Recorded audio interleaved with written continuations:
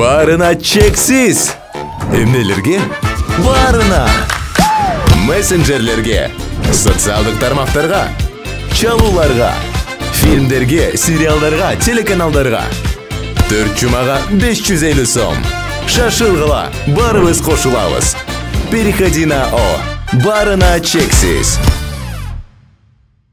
Ассаламу алейкум достор, Атлет KG каналынын жалпы катталуучулары кыргыз спортундагы жаңылыктар менен тааныштырабыз.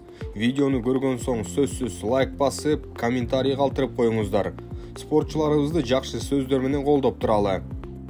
Кыргыздын жеңил элек ММА мушкери Раджабали Шайдуллаев Түштүк Кореянын Роат FC уюму менен 3 беттешке келишим түздү.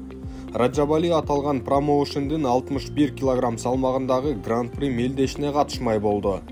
Анын биринчи беттеши 24-июнда Гран-принин алкагында өтөрү кабарланууда. Спортчубузга чын жүрөктөн ийгилик каалайбыз.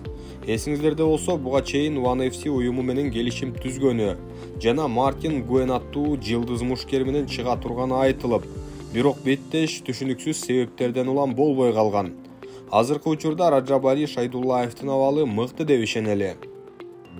Келе жаткан 2-июнь күнү Кыргыздын мушкери Кайрат Нурбай уулу ACA 158 мелдешинин алкагында 57 кг салмагында Мансур Хатуев аттуу спортчуга каршы чыгат. Атаандашы тууралуу маалымат берели. Мансур Хатуев 1995 жылы төрөлгөн 27 жаштагы мушкер. Жалпысынан ал карьерасында 14 беттеш өткөрүп, онунда жеңүүчү аталса, 4 жолу жеңилип калган.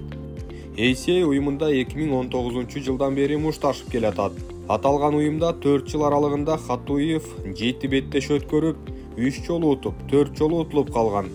Ооба, жеке рекорду акыркы жылдарды эске алганда жакшы эмес. Ал эми биздин мушкер Кайрат Нурбай уулу акыркы 2 беттешин жеңип, рекордун жакшырта баштаганы маалым.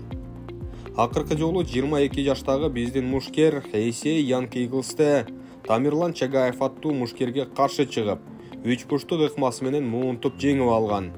Эми мынтип негизги уюмда мушташууга мүмкүнчүлүк алып жатканы кубандырат. 61 кг салмагына чейин мушташкан дагы бир мушкерибиз Салимардан Абдыкаровдун ACA уюмунун алкагындагы беттешин күткөндөр көп болсо керек. Ал 19 май күнү Казань шаарында ACA уюмунун мурдагы чемпиону бразилиялык Даниэль Жубилео менен беттеш өткөрөт.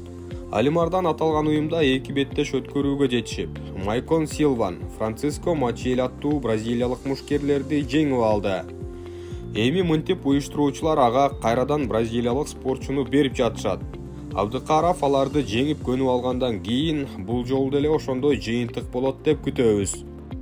Даниэль Жубилео акыркы өткөргөн 4 беттешинин 3-өндө утулуп калган. Ал жеңилсе калыстардын чечими менен жеңилип, утса да ошондой эле калыстардын чечими аркылуу ийгилик көрсөткөн спортчу. Демек бутта туруп мушташууда Алимарданга коркунуч жарата албайт деп болжосок жарашат. Биздин спортчу улам бирден каршылашты жеңип, кадамдап алдыга жыла бериши керек. Балбандарыбызга ийгилик гана каалайбыз. Сөзсүз видеого лайк басып, комментарий калтырып коюңуздар. Биздин спортчуларыбыз окуп, колдооңуздарды сезип турушсун.